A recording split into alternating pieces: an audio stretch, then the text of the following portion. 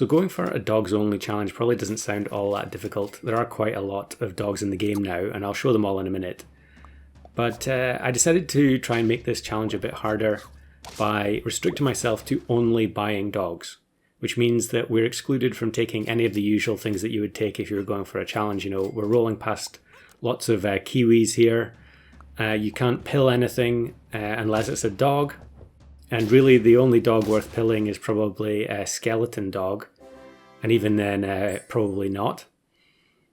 But the saving grace for this challenge in the early game is the axe handle hound, which I actually have a video waiting to go out, or has been waiting to go out for a few days, which I'm probably going to end up re-recording because the commentary is mostly just me complaining about this pet.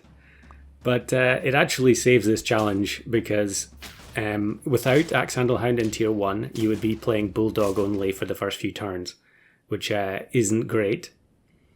But there are a lot of new dogs, as I was mentioning, and we've got one of them here, the Foo dog, which I don't know, maybe some people wouldn't consider this a dog, but it has dog in the name, so I'm using it.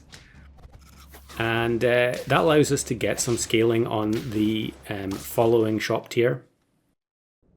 And Tier 3 is very important for this challenge, as you can see from this graphic. We've got 7 different dogs in Tier 3, I think it is. Dog, Puppy, Mana Hound, Pug, Cali Greyhound, Skeleton Dog, and Foo Dog.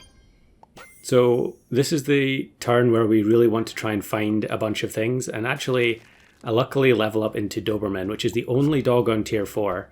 And I think another pet that's pretty vital for this challenge. Maybe under different circumstances you might be able to win without it, but the opponents I was facing, I felt like I just had to go Doberman. And the main reason is that we have multiple dogs on Tier 5. We've got Poodle, Husky, and Bad Dog. And I think both Poodle and Husky are probably required for this as well, as we actually match with Kino here, going for multiple Kraken, and I think we are going to win. And actually, luckily here with the skeleton dog at the back, we still get the buff on the Doberman. But Doberman allows us to utilize Husky while still not playing without any equipment. And there were a lot of runs where I tried to just play with Husky and not Doberman and keep my early game pets, but not having access to any powerful equipment is just too punishing. So we're actually going to completely commit here on turn 7 to the Doberman and go for the 2 squad, and I immediately face someone with the new crisp pet, which destroys the coconut. Kind of unfortunate there. But I think against most opponents, you know, having the coconut is generally going to give you a pretty solid chance even when you're running the 2 squad. So we're just going to persevere with just the 2 pets here, and then once we get to Tier 5, we're going to look for both Poodle and also Bad Dog. Because Bad Dog is a toy pet, we can take the Pandora's box, and it will actually activate before the Doberman, so we can mess up all the opposing equipment. We will mess up our own equipment as well, but then the Doberman ability will activate and overwrite whichever ailment or perk the Pandora's box gave it. And I think that gives you quite a strong advantage against a lot of teams. And I think here we are going to lose. Yep. You know, one of the downsides of running a 2 squad is you're just going to take all the snipes on the same 2 units. So we lose there. And because we're not allowed to buy anything other than dogs, I can't take the crow there. But we can take the Bad Dog. And I have pretty mixed feelings about Bad Dog. I had quite a lot of attempts at this where the Bad Dog just absolutely ruined a particular turn where I could have won, but it gave me negative perks while giving positive perks to the opponent. A lot of teams going Parrot Abomination. I feel like it's been in multiple videos recently. Luckily there, we don't get hit by the critical hit from the Fortune Cookie.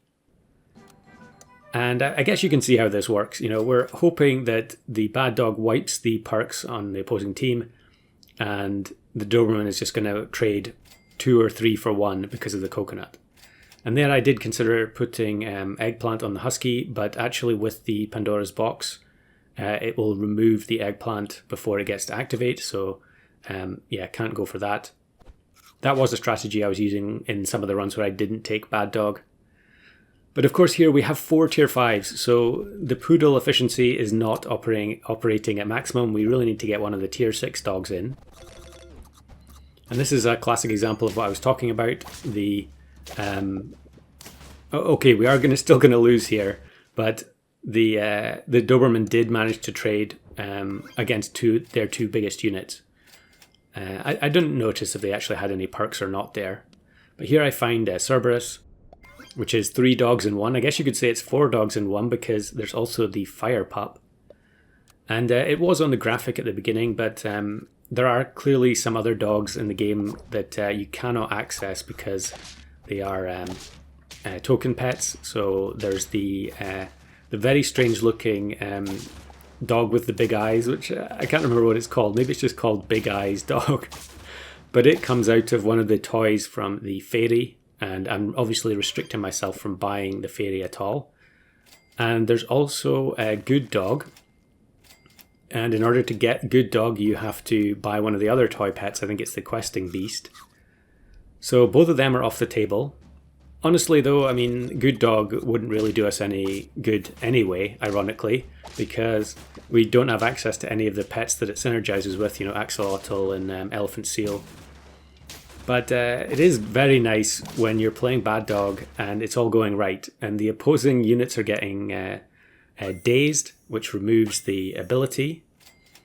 And I think here, yeah, I did level into German Shepherd there, and there were quite a few runs where I tried, you know, if I didn't have Doberman, I was trying to go Husky with German Shepherd and Cerberus. So the German Shepherd buffs the Fire Pups, but without any equipment, it just wasn't going to work. And although we get the coconut here, a lot of teams have Anubis plus ailment pet, and we end up getting cold across the entire squad. But thankfully, we're fine. I think Poodle plus Husky, it felt like I was really just going to have to keep playing until I ended up getting that particular combo as early as possible. Because with only a single scaler, it's incredibly difficult to compete against a lot of the teams that you see in customs at the moment. So this is absolutely amazing. Here, the Pandora's box applies Dazed to the Leopard. So they actually lose out on a huge amount of damage there because of the Tiger plus Leopard. And although they do have level 3 Nyala, the Cerberus is going to take care of it. And that puts us on to 9. And yeah, I think here I just have to roll for stat food. And I think I definitely make a mistake here, actually. I should really just buy this waffle and the Cerberus and leave it at that.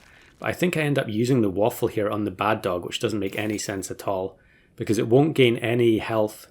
It will only activate the toy. And the only way the toy is going to come into play is if we draw, which I think is probably a bit unlikely at this point. Big Weasel, and the Doberman's going to take care of it. I didn't actually notice which perks we removed, but we have applied Daze to the Cobra at the back. I don't think it made any difference. The snipes that would have dealt would have been very weak at level 1. So there is a win, only buying dogs and food. So here are some of the bonus clips, and I didn't use Mana Hound in that run, but there were some runs where I tried using it, and I thought this was hilarious. Someone with a quad rabbit and the single axe hound kills the largest rabbit on their team. And then here's me matching with Skoottie, obviously trying to go for a full Worm of Sand team. And I think I'm going to win as a result of the mana. I rarely match against Skoottie, but it was nice to see him there. And then here's one where my all dogs team actually faces a Good Dog team, but the eggplant moves the brain cramp there, so it doesn't get to activate the melon. And I think, yeah, it's actually going to be a tie. And next up, this one, yeah, there are a lot of rounds like this, so I don't actually have the Bad Dog here, but I do still have the Pandora's box. And this team has the Walrus, which is always painful to see.